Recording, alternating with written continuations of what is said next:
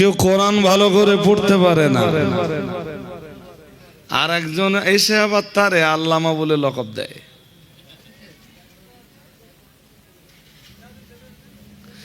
যদি জিজ্ঞেস করা হয় যে হুজুর আল্লামা শব্দটা কি, আমি তিনটে শুধু প্রথম প্রশ্ন দিচ্ছি যে হুজুর আল্লামা শব্দটা এটা কালেমা না কালাম?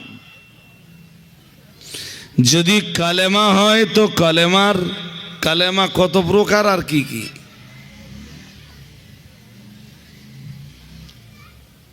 যিনি লাকাব দিচ্ছেন, খুব লজ্জার সাথে বলছি, তিনিও এই প্রশ্নের উত্তর জানেন না।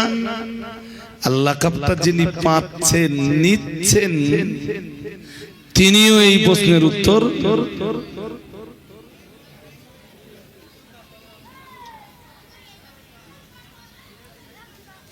মুখের ভাষাই ভালো না।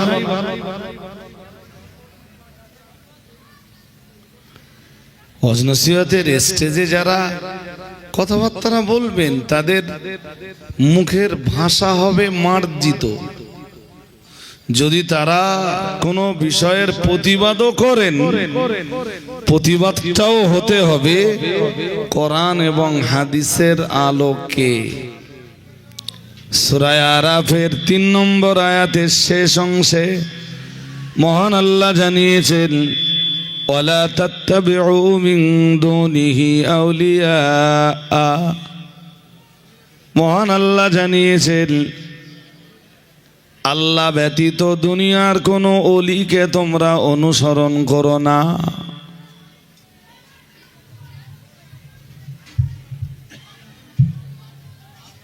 সুতরাং তাদের দাবি, কেউ যদি আমার বক্তব্যের এইটুকু অংশ কাট করে প্রচার করে, তো সেই প্রচারের ফলাফল এটাই দাঁড়াবে যে রজব আলী সাহেব নিজেও অলির বিরোধী।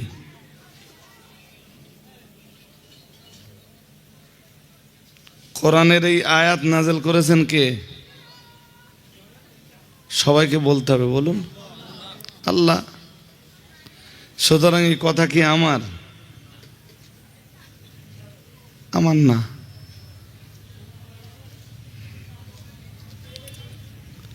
ওয়ালা তাত্তাবিউ মিন দুনিহি আউলিয়া। আল্লাহ ব্যতীত তোমরা কোনো অলির অনুসরণ করো না, আউলিয়াকে অনুসরণ করো না।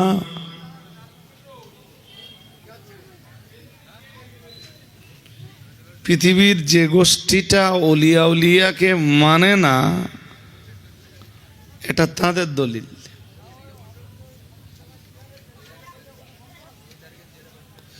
যদিও আয়াত তারা বোঝেনি,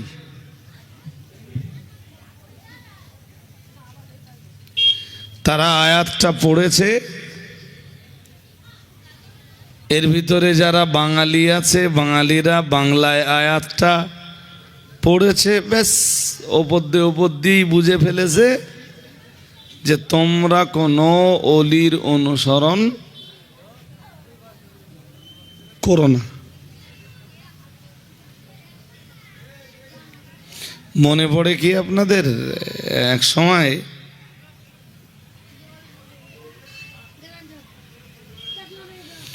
কোনো এক বক্তা লামাযহাবী বা মাযহাব বিদ্বেষীদের কোনো এক বক্তায় বক্তৃতা করতে করতে বলেছিল যে রাসূলুল্লাহর আসবার জায়গা পেলেন না। মনে পড়ে কি?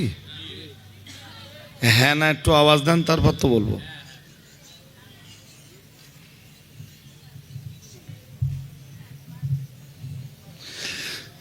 ওই একই বক্তা বক্তৃতা করতে করতে বক্তৃতার ভিতরে বলেছিল,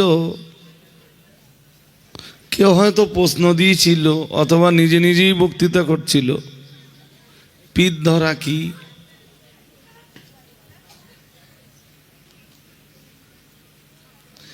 তো তিনি বক্তৃতা করতে করতে জবাব দিয়ে বলেছিলেন, পিঠ ধরা ফরজ। পিঠ ধরা বলুন, একটু কথা বলেন। ফরজ, কথা আমার না। একটুখানি বাড়াও বক্সের সাউন্ডটা, বড্ড হালকা হয়ে যাচ্ছে। আমি প্রেশার দিলেও নেয়, আর আমি না দিলে নেয় না। এই মনিটর একদম বাড়াবে না। গেন উঠছে, সেটিং করতে পারিনি তাই। ওর বক্স বসানো ঠিক আছে। আমি তো বলেছি মনিটর মোটে চালিও না, এসেই বলেছি। হ্যাঁ, মুফতি সাহেব যে মাইকে কথা বলেছেন না আজকে, আমি হলে মোটে কথা বলতে পারতাম না হয়তো। মুফতি সাহেবের তো মাইক যে যা দেয় তা দিয়ে কথা বল চল যায়। আইসক্রিম বিক্রি করার মতো ঘ্যাড় ঘ্যাড় ঘ্যাড় ঘ্যাড় করতে দেয়। হুজুর উদি 2 ঘন্টা অস করে চলে গেল, বোঝেননি? আমি আজকে অস করব, এখান থেকে আবার পরের জলসা যেয়ে বসবো। গলার কন্ডিশন এখানে যা ছিল সেখানে যেও তাই থাকবে ইনশাআল্লাহ। সকালবেলা কথা বলবো, তা কেউ বুঝতে পারবে না যে লোক 3টে দাউদ সেরে এসছে রাত্রে। আমার পেশা তো মাইক নেবে, আমি পেশা নেব না। তো মাইক কি জন্যে? তো তিনি জবাব দিলেন, বললেন পিঠ ধরা ফরজ। পিঠ ধরা কথা আমার না, বলো। তাহলে কিরকম ফরজ? তাহলে পিঠ ধরো আর গাছে বেঁধে ফেলো। নাউজুবিল্লাহ বলে না, আর একটু জোর করে বলুন না। যদিও পীর শব্দটার এখন প্রচুর পরিমাণ অপব্যবহার চলছে।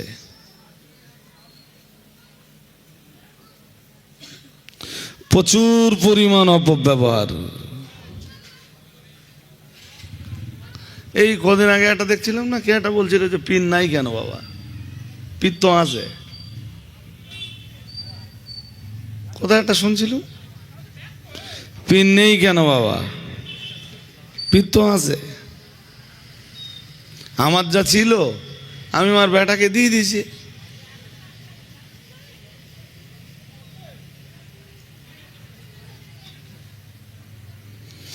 অ্যাকচুয়াল পীরত্ব এটা অস্বীকার করার কোনো বিষয় না। একটু ধৈর্য ধরলে আমার কাছে একদম ক্লিয়ার হয়ে বাড়ি যাবেন। এই যে বিষয়টা নিয়ে আমি আলোচনা করতে শুরু করেছি, একদম কোনো দ্বন্দ্বের ভিতরে আপনাকে আর থাকতে হবে না ইনশাল্লাহ।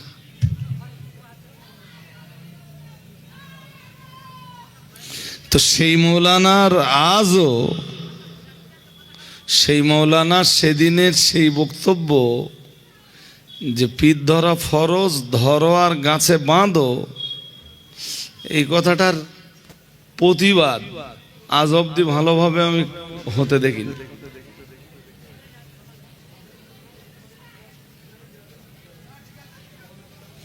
প্রতিবাদ করবে কারা? আমাদের বক্তারা। আমাদের বক্তারা তো কি কন্ডিশন জানেন? আমাদের দেশের অধিকাংশ বক্তাদের সিলসিলায়ে ফুরফুরা শরীফের মতাদর্শের অধিকাংশ বক্তার কন্ডিশন, অধিকাংশ কেউ 7 ক্লাস কম মাধ্যমিক। কত?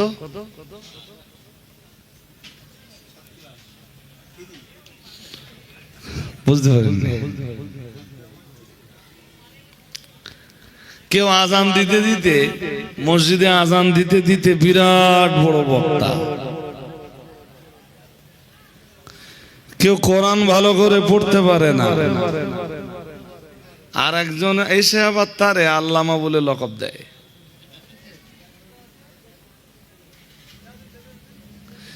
যদি জিজ্ঞেস করা হয় যে হুজুর আল্লামা শব্দটা কি, আমি 3টে শুধু প্রথম প্রশ্ন দিচ্ছি যে হুজুর আল্লামা শব্দটা এটা কালেমা না কালাম?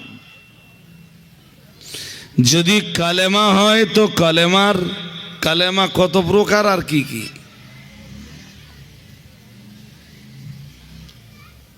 যিনি লাকাব দিচ্ছেন, খুব লজ্জার সাথে বলছি, তিনিও এই প্রশ্নের উত্তর জানেন না। আর লাকাবটা যিনি পাচ্ছেন, নিচ্ছেন, তিনিও এই প্রশ্নের উত্তর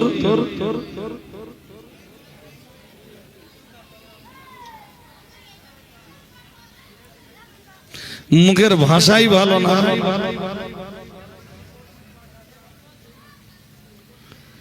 ওয়াজ নসিহতের স্টেজে যারা কথাবার্তা বলবেন, তাদের মুখের ভাষা হবে মার্জিত।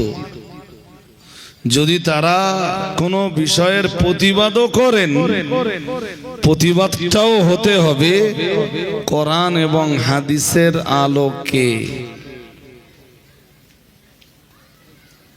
প্রতিবাদ করব না কেন? প্রতিবাদ করব তো, আমিও তো বহু বিষয়ের প্রতিবাদ করি।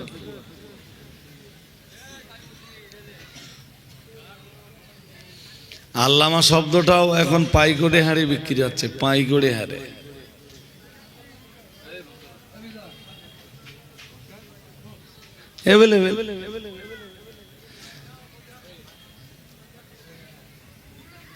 একদম সহজ ব্যাপার।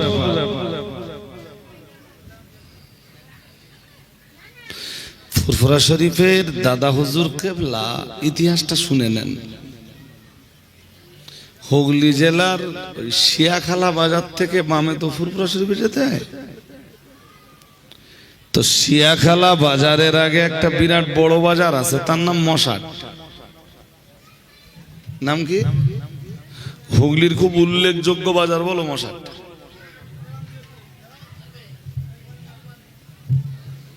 ওই জঙ্গলপাড়াটা পেরিয়ে যে বাজারটা, ওর নাম বলুন। আরে জায়গা শেখাচ্ছি না আপনাদের। ওখান থেকে ভিতরে ঢুকে গেলে একটা গ্রাম আছে, তার নাম নবাবপুর। ফুরফুরা শরীফের মুজাদ্দিদুজ্জামান দাদা হুজুর কিবলা রহমাতুল্লাহ আলাইহি এই নবাবপুর গ্রামে লামজাবিদের বিরুদ্ধে একটা বাহাস করেছিলেন। সেই বাহাসে ফুরফুরা শরীফের পীর সাহেব কেবলা বলেছিলেন, এই বাহাসে ফুরফুরা শরীফের পীর সাহেব কেবলা বলেছিলেন, হানাফি মাযহাবের পক্ষ থেকে, সিলসিলায়ে ফুরফুরা শরীফের মতাদর্শের পক্ষ থেকে এই বাহাসে প্রধান তার্কিক হিসাবে নির্বাচন করা হলো বসিরহাটের বড় মৌলানা সাহেবকে। তার্কিক বোঝেন? তর্ক করবেন যিনি। বাহাস মানে তো তর্ক বিতর্ক। বাস মানে ওইটা হলে তো বড্ড ভালোই হতো, কিন্তু কেউ তো ময়দানে আসে না।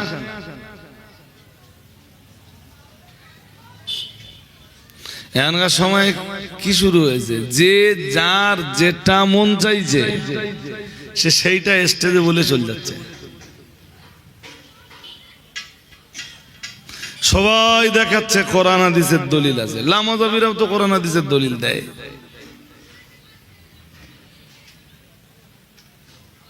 আমার সমাজে একটা শ্রেণীর লোক আছে জানেন, যারা বলে গান বাজনা জায়েজ। হ্যাঁ না, কিছু বলে না। আরে বাবা, মুসলিম তারাই বলে গান বাজনা, ঢোল তবলা সব বলুন জায়েজ। তারাও কি মুসলিম? তার গাও হুজুর আছে, তার গা হুজুররা ফতোয়া দেয় গান বাজনা জায়েজ। তাদেরও দলিল আছে, তাদেরও দলিল আছে। বসিরহাট পীর সাহেব কেবলা বর্ধমানের কালনা জাবারি পাড়ায়, কালনা নাম করা স্টেশন বর্ধমানে, কালনা কালনা জাবারি পাড়ায় একটা বাহাস করেছিলেন। সেই বাহাসটা আজও ইতিহাসের পাতায় কালনা জাবারি পাড়ার বাহাস নামে পরিচিত। সেখানে যে মৌলানার বিরুদ্ধে হুজুর বাহাসটা করেছিলেন সেই মৌলানা ওই এলাকায় ফতোয়া দিয়ে বেড়াচ্ছিল যে গান বাজনা শোনা জায়েজ, বঙ্গদেশে সুদ খাওয়া জায়েজ। নাউজুবিল্লাহ। আর একটু জোর করে আওয়াজ দেন। সে মৌলানাও কোরআন হাদিসের দলিল দিচ্ছিল।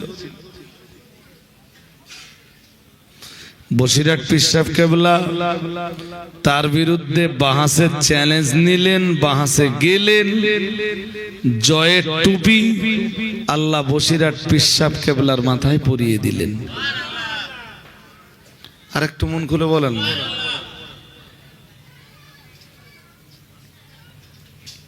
তো স্টেজে বসে ফতোয়াবাজি করে চলে যাওয়া সহজ ব্যাপার।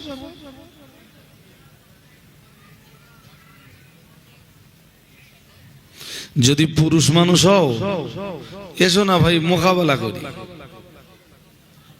দুটো স্টেজ তৈরি হোক, হাজার হাজার জনগণ দুই স্টেজের মাঝখানে বসুক, দুই স্টেজে মাইক আর বক্সের ব্যবস্থা থাক, এক পক্ষ আর এক পক্ষকে প্রশ্ন করুক, কোনো বিচারক লাগবে না। কোনটা ঠিক আর কোনটা বেঠিক জনগণ রায় দেবে।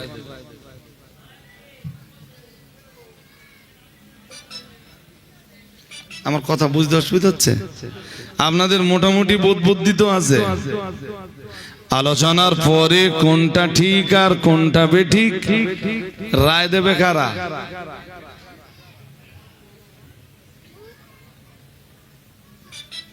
তুমি যে বিরাট বড় বড় বলিয়া ওলাও, তুমি কোরআনই পড়তে পারো না।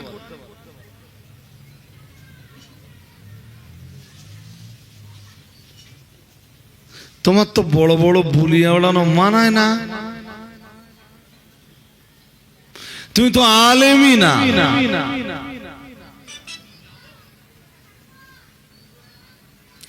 বিতর্কের উভয় কেন্দ্রবিন্দুতে যদি আলেম হয়, সেই সমস্যার সমাধান আছে।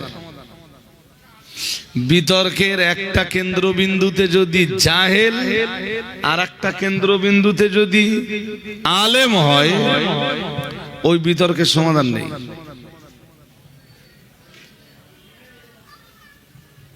আরে যে লোকটা কোরআন পড়তে পারে না, এই লোকটা কোরআন বুঝবার তো আর কোনো প্রশ্নই ওঠে না।